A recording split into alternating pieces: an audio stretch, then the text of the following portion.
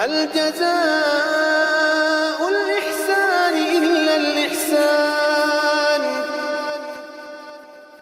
وَيَا قَوْمِ، اور فرمایا اے میرے قوم کے لوگوں، هَذِهِ نَاقَةُ اللَّهِ، یہ وہ اونٹنی ہے جو اللہ کی طرف سے ہے، اللہ کی طرف سے یہ اونٹنی ہے. یہ ان کے مطالبے پہ قوم صالح نے کہا تھا، قوم سمود نے، کہ ہم تب ایمان لائیں گے جب یہ پہاڑ پھٹے اور اس سے اونٹنی نکلے اور وہ اونٹنی جو ہے وہ فوراً حاملہ ہو اور فوری اپنا بچہ دے دے، تب ہم جو ہے وہ ایمان لائیں گے. صالح علیہ السلام نے دعا کی، اللہ نے اس دعا کو پورا کر دیا. اللہ تعالیٰ کی طرف سے معجزہ تھا وہ اونٹنی جو ان کی طرف بھیجی گئی، معجزہ تھا جس کو انہوں نے نہ مانا. اور وہ پھر اونٹنی جب پیدا ہو گئی، ڈائریکٹ اللہ کے حکم سے، اللہ کے لفظ کن سے پیدا کیا گیا تھا، اس لیے اسے ناقۃ اللہ بولا گیا ہے. ناقۃ اللہ، اللہ کی اونٹنی کا مطلب یہ نہیں ہے کہ اللہ تعالیٰ کی کوئی عبودیت میں اور اللہ تعالیٰ کی الوہیت میں کوئی شامل ہے اونٹنی. اچھا، عیسیٰ علیہ السلام کو اللہ نے روح اللہ کہا ہے. کیا معنی روح اللہ کا؟ کیوں کہا تھا؟ کہ اللہ نے اس روح کو براہ راست بھیجا تھا. ایک ہے واسطہ، ایک ہے ماں کے پیٹ سے باپ کے ذریعے اس کا نکل کے ایک اللہ نے طریقہ دیا ہے. لیکن عیسیٰ علیہ السلام کو اللہ تعالیٰ نے اپنے حکم سے کن کہہ کے بھیجا، تو اللہ نے ان کی روح کو، حالانکہ ساری روحیں اللہ کی طرف سے ہیں. سورۃ بنی اسرائیل میں آئے گا کہ یسألونک عن الروح قل الروح من امر ربی، کہ روح میرے رب کا حکم ہے، میرے رب کی طرف سے حکم ہے. تو اللہ تعالیٰ نے عیسیٰ علیہ السلام کی روح کو روح اللہ اس لیے بولا کہ وہ گویا کہ اللہ کی طرف سے ایک براہ راست بھیجی گئی روح تھی. تو اسی طرح اللہ نے ناقۃ اللہ، اگرچہ زمین کے سارے جانور اللہ کے ہیں، انسان بھی اللہ کی ملکیت ہے، لہو ما فی السماوات و ما فی الارض، تو اللہ تعالیٰ نے ایک چیز کو معجزانہ طور پہ کیا ہے، اس لیے اس نسبت کو نسبت تشریف بولتے ہیں، کہ اس کو شرف دینے کے لیے، مقام دینے کے لیے اس کی نسبت اللہ کی طرف ہو جاتی ہے.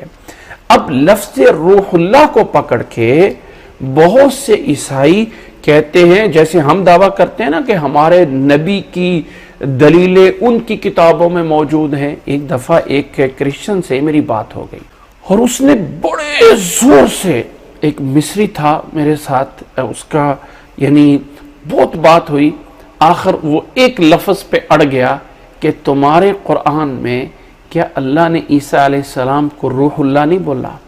اللہ کی روح، اللہ کی روح، تو اللہ کی روح کا مطلب ہے کہ اللہ کا وہ حصہ ہے، اللہ کا ایک پارٹ ہے، اللہ کا ایک جو حصہ ہے.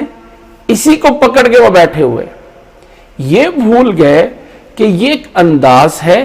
اب ناقۃ اللہ کا کیا معنی ہے؟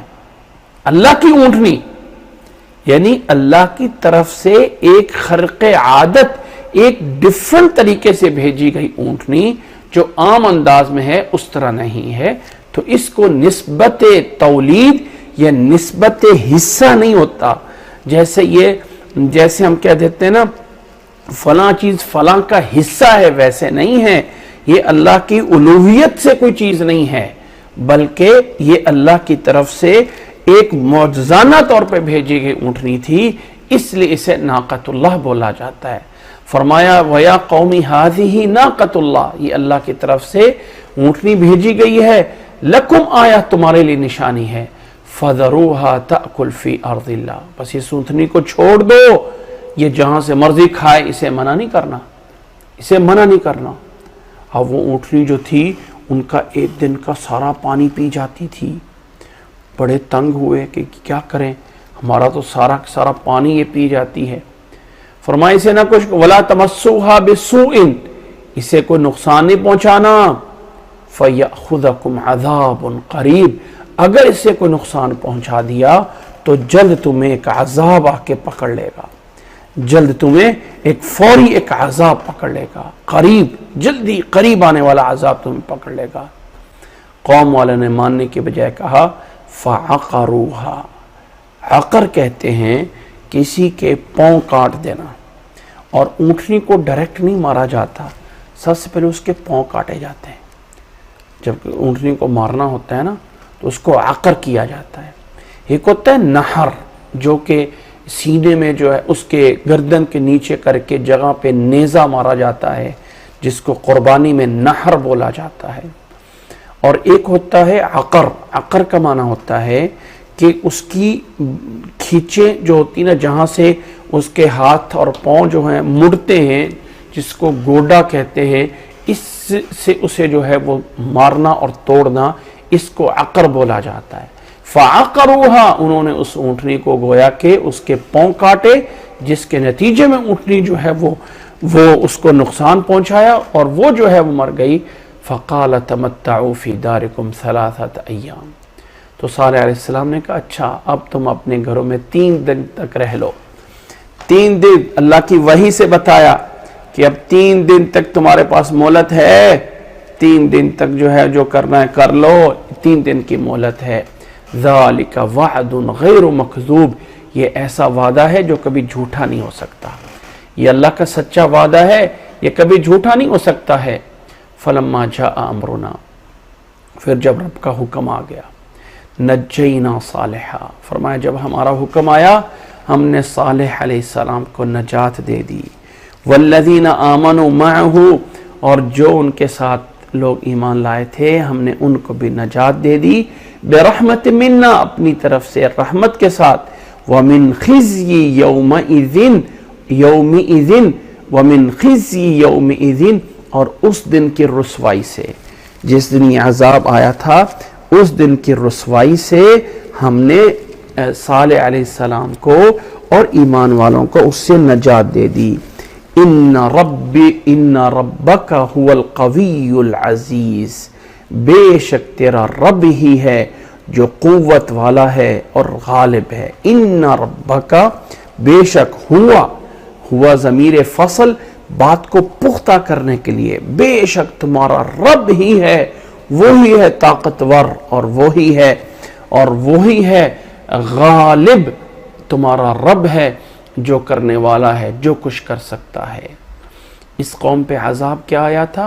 فرمایا وَأَخَذَ الَّذِينَ ظَلَمُوا الصَّيْحَةُ، ان ظالموں کو ایک چیخ نے آ کے پکڑا، ان ظالموں کو ایک چیخ نے آ کے پکڑا، ایک چنگاڑ، جیسے انہوں نے اونٹنی کو مارا تھا تو انہیں بھی ایک ایسی چیخ سنائی دی جس سے سینے اور کلیجے پھٹ گئے تھے۔ فَأَصْبَحُوا فِي دَارِهِمْ جَاثِمِينَ، وہ اپنے ہی گھروں میں اوندے پڑے ہوئے تھے۔ جاسمین، گھٹنے کے بل، جیسے انسان سجدے میں جا کے گرتا ہے اسی طرح یہ بالکل الٹے منہ نیچے گرتا ہے، اس طرح کر کے گرے پڑے تھے۔ فَأَصْبَحُوا فِي دَارِهِمْ جَاثِمِينَ، یہ اپنے گھروں میں اس طرح کر کے یہ پڑے ہوئے تھے۔ كَأَن لَّمْ يَغْنَوْا فِيهَا، كَأَن لَّمْ يَغْنَوْا فِيهَا، ایسے تھے جیسے کہ یہ کل تھے ہی نہیں، ایسے ہو گئے جیسے کبھی بھی نہیں تھے، گویا کہ وہاں یہ کبھی آباد ہی نہیں ہوئے تھے۔ جب اللہ نے انہیں ختم کیا تو ایسے ہوئے جیسے کبھی تھے ہی نہیں ہیں۔ أَلَا إِنَّ ثَمُودَ كَفَّرُوا رَبَّهُمْ، یہ پھر اس پہ تبصرہ ہے، فرمایا خبردار، بے شک ثمود نے، قوم ثمود نے اپنے ہی رب سے کفر کیا تھا۔ أَلَا بُعْدًا لِثَمُود، خبردار، دوری ہے، یعنی رحمت سے دوری ہے، لعنت ہے اس قوم ثمود کے لیے جو اللہ کی رحمت سے دور ہوئے، جو اللہ تعالیٰ کی نافرمانی کے مستحق ہوئے اور اللہ تعالیٰ کی رحمت سے دور ہوئے۔